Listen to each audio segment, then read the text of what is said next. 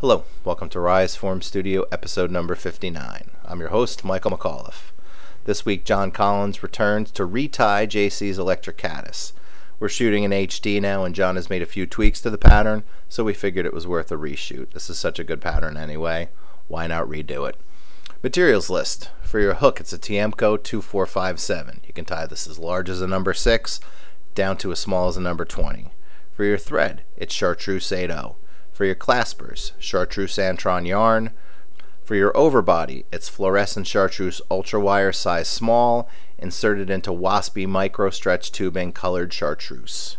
For your thorax and legs, it's brown Ostraturl, and for your shell back over the thorax, it's Clearcure goo. So I'm going to show you how to prep the wire and tubing to make this fly a little bit easier. There's sort of a trick to this. You want to get your wire started inside the tubing, and then the trick is to twist the tubing while holding the wire in place. And I usually try to do about, a 4 to a 6 inch section at a time.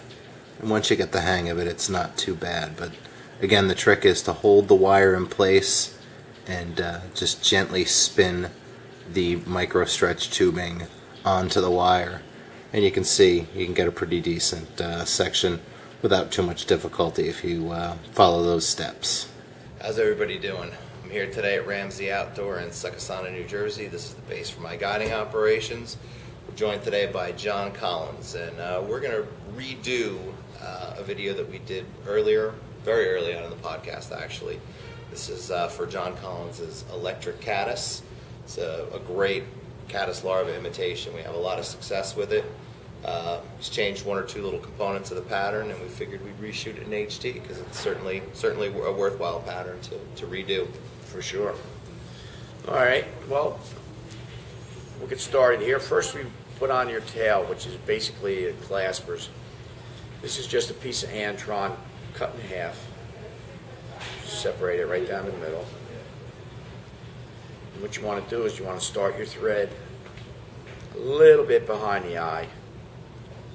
You want to bring your thread just before the hook point. Take your Antron, put it on top, and then bring your thread back and go halfway around the bend of the scud hook. We use scud hooks for these, but there are other shapes of hooks that you can do this pattern in. So what you want to do is bring your thread halfway around and then bring it forward again. The part of the Antron that's sticking off the front, just pull that back. And it's going to create a hump. Wrap it right to about above the point of the hook, and take your scissors parallel with the hook shank and cut that off.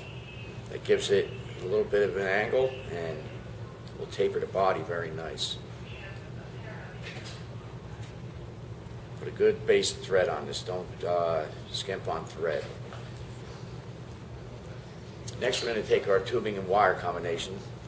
When I do, I leave a little bit of wire sticking out the front. In the section that I did not cover the hook shank with thread, secure the wire down and bring my thread backwards. Get it over top of the tubing, a couple wraps, and then pull the tubing tight.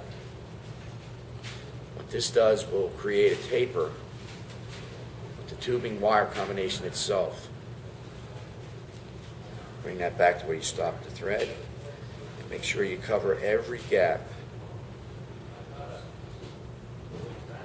so that there is no shiny part or anything showing. You want this thread is going to shine right through the tubing.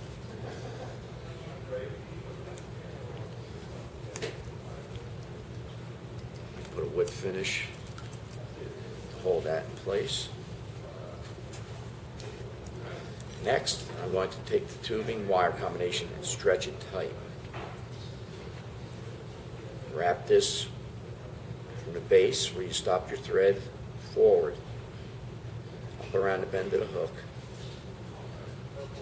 Keep this tight until you get to the top of the hook. What I mean by tight is to pull on the wire tubing combination. This makes the tubing constrict around the wire. And as you're making your way to the top, relax your grip on it. you'll notice that the tubing expands a little bit. Bring that all the way up to where you have your thread tied off. And then go 3 wraps.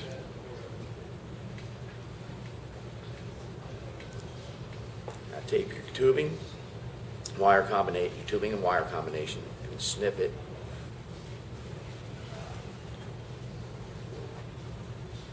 Push that little piece forward. That will give you a base for your thorax.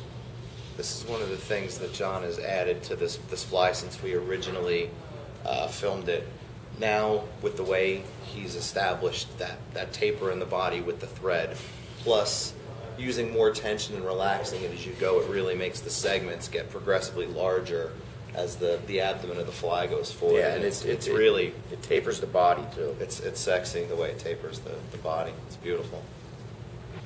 Now you want to tie your oyster trawl on. This will make the legs and the carapace of the caddis larva. Bring your thread forward right behind the hook eye and do 1 whip finish to hold it in place. And then wrap your oyster trawl forward with the quill pointing forward. Bring that up to where your thread is tied off. And give it 1, 2, 3 wraps behind. Bend it back, and 1, 2, 3 wraps in front, and just pop it off. No need to cut it. Now do a whip finish. Cut your thread. Cut your remaining antron off to make your claspers in the back. Next, I'm going to go and I'm going to make the shell back. I just take a lighter and lightly singe the top curls off the ostrich. And you have to do that very carefully. I've definitely watched students in our fly tying classes burn make your the legs whole, right off. the Next, whole head go up. Next, I'm going to, since I used chartreuse thread and I didn't want to break the thread and the front's brown, I take a brown Sharpie. I just put some, I just color the head and color the top of the ostrich trawl. It's burned. And what this does, any remaining hairs that didn't get burned off will stand out and just singe it again. Very carefully. Next, I was using gloss coat for the back. But since the instant epoxies are out, like the Clearcure goo, I'm using that now. So now this fly is finished as far as the ingredients for it. Yeah, thanks Brian from Clearcure Goo for hooking us up on the podcast. Great product. We like it for a lot of different stuff.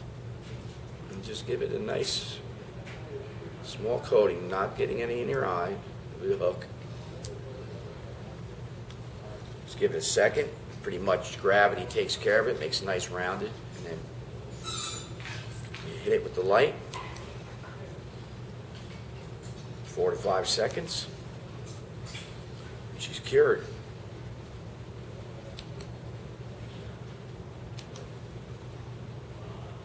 This fly's pretty indestructible, considering the fact that it's wire wrapped in stretch tubing, and then you put that nice Clearcure goo on the top. I mean, you can beat this against the rocks underwater all day, and it's not going to blow up on you.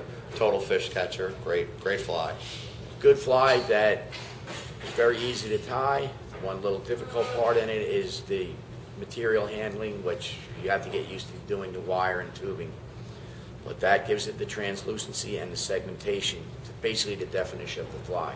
Right. And this fly will catch fish all over the country, wherever free living and net spinning caddis are present. It's a fantastic pattern. We've had a lot of success fishing it. Thanks for being on the podcast, John. Okay. So I'd like to thank John Collins for coming on the podcast and retying the Electric Caddis in HD. I'd also like to thank our official sponsor, Regal Engineering. Go to their Facebook page to see an exclusive HD video of Jeff Blood tying the White Death. This is a fantastic guide-style fly. It imitates the Emerald Shiner. Major forage over on the Erie Tribs. Definitely a quick, easy tie. Guaranteed to catch you lots of steelhead. And again, that's only available on Regal Engineering's Facebook page. I'd also like to thank Brian Carson from Clearcure Goo for hooking us up. We love this product. It's fantastic. I'm Michael McAuliffe for RiseFormStudio.tv. Go get some.